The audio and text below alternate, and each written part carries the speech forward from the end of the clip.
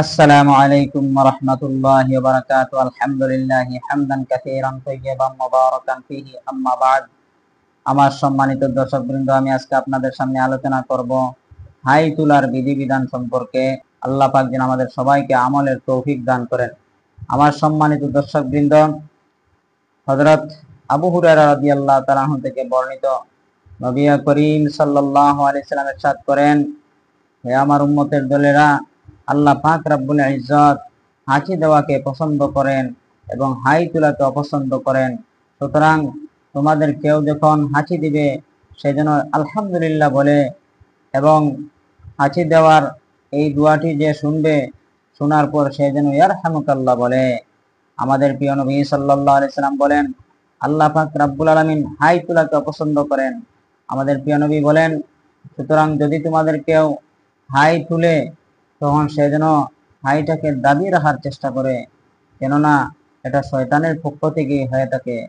সুতরাং মুহাদ্দিসিনে কেরামগণ বলেন এই হাদিসের অনুকূলে যে কারো যদি হাই এসে যায় সে যেন তার হাত দ্বারা মুখটাকে ঢেকে রাখে এবং হাই শেষ হওয়ার পরে সে যেন লা হাওলা ওয়ালা কুওয়াতা ইল্লা বিল্লাহ দোয়াটি পাঠ করে, তাহলে শয়তান তার থেকে দূরে সরে যাবে।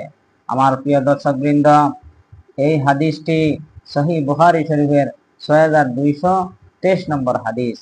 আসাহুল কুতুবে বাদা কিতাবিল্লাহি আস-সহিহুল বুখারী। দুনিয়ার মাঝে কোরআনে কারীমের পরে সবচেয়ে বিশুদ্ধ কিতাব সহিহ বুখারী শরীফ, এই কিতাবের মধ্যে হাদিসটি উল্লেখ আছে। সুতরাং আমরা বুঝতে পারলাম এই হাদিস দ্বারা হাই তোলার বিধান কি।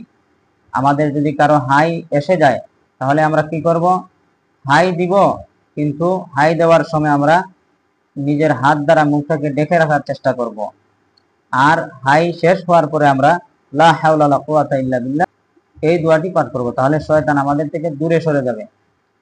হযরত আবু সাঈদ খুদরী রাদিয়াল্লাহু তাআলা আনহু থেকে বর্ণিত, আমাদের প্রিয় নবী হযরত মুহাম্মদ মুস্তাফা সাল্লাল্লাহু আলাইহি সাল্লাম অনুরূপ বর্ণনা করেন যে, হে আমার উম্মতের দলেরা, হাই তোলার পর তোমরা তোমাদের মুখটাকে ঢেকে রাখবে, কেননা এই হাই তোলার সময় যদি তোমরা মুখ ঢেকে না রাখো তাহলে শয়তান তোমাদের ভিতরে প্রবেশ করবে।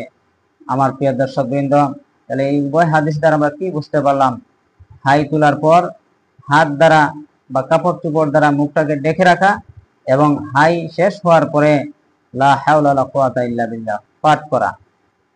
আমার সুপ্রিয় দর্শকবৃন্দ, এই জন্যই মুহাদ্দিসিনে কেরামগণ বলেন, যদি আমাদের মুসলমানদের কারো যদি হাই এসে যায় তাহলে হাই তোলার পর লা হাওলা ওয়ালা কুওয়াতা ইল্লা বিল্লাহ এই দোয়াটি পাঠ করা। আর সাধারণত হাই তোলা এটি অলসতা বা গাফলতির কারণেই হয়ে থাকে, শয়তানের পক্ষ থেকে হয়ে থাকে। এজন্য আমরা যথাসাধ্য চেষ্টা করব, যখন হাই আসার উপক্রম হয় হাইটাকে কিভাবে থামানো যায়। যদি একান্ত থামানো নাও যায় তাহলে আমরা কি করব? যখন হাই এসে যাবে তখন আমরা হাত দ্বারা বা কাপড় চোপড় দ্বারা মুখটাকে ঢেকে রাখবো এবং সর্বশেষে আমরা লা হাওলা ওয়ালা কুওয়াতা ইল্লা বিল্লাহ এই দোয়াটি পাঠ করব। আমার সুপ্রিয় দর্শকবৃন্দ, এই সংক্ষিপ্ত আকারে আলোচনা করলাম। আল্লাহ পাক যেন আমাদের সবাইকে সঠিক নিয়মে সুন্নত তরিকা অনুযায়ী হাঁচি হাই এগুলা আদায় করার জন্য তৌফিক দান করেন।